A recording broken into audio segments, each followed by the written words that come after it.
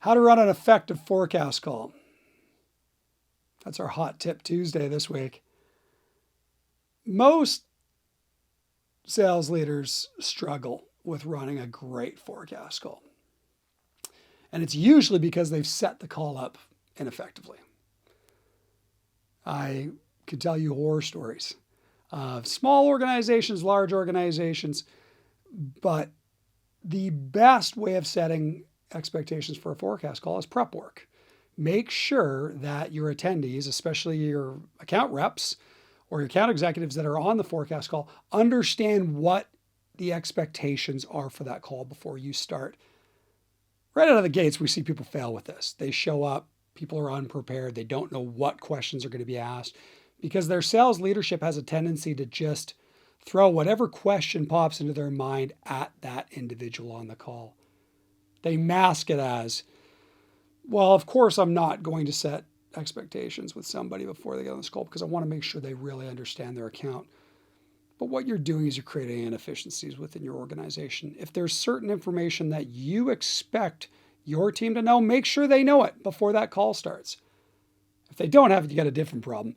But that is the first tip. Make sure, just like how to run an effective meeting, everybody understands what their role is on that call. Forecast calls are traditionally extremely expensive. You are taking your front line off of being on the front line just so that they can educate yourself and hopefully others on their book of business. Now, first point again, set expectations. Let everybody know what you'll be looking at. Number two, if you're running a CRM system, I hope you are, but run your forecast call from your system. I see this all the time where people are asking their sales representation team to use their preferred CRM system. If you want to increase adoption, run your first forecast call from that system and you'll know if it's being utilized or not.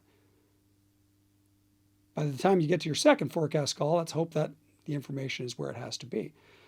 But that's a big one. Make sure that if the system has the information that you require, then you are not asking that same question on that forecast call. It's frustrating to see a sales leader do that.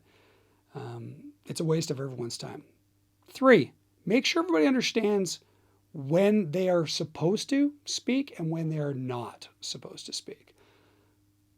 So if you have a team of individuals on that call that are think tanking or hashing out a problem within a particular account and you're discussing it on your forecast call, make sure you know who's allowed to weigh in and who is not. That can throw a forecast call sideways.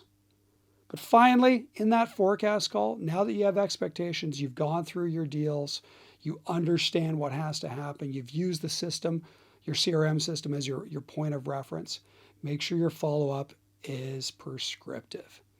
If there are action items, if there are takeaways, follow up with your team. Explain what is required of those individuals as takeaways from that call and have it in writing. And then rinse and repeat. Next week, bring up that call to action list as your starting point from that call and then move forward. It goes back to some of the fundamentals of running an effective meeting, but your forecast call should not be repetitive. Expectations should be known. You should be treating it as a learning opportunity. Know it's extremely expensive to have all those folks on the call, and make sure you are following up.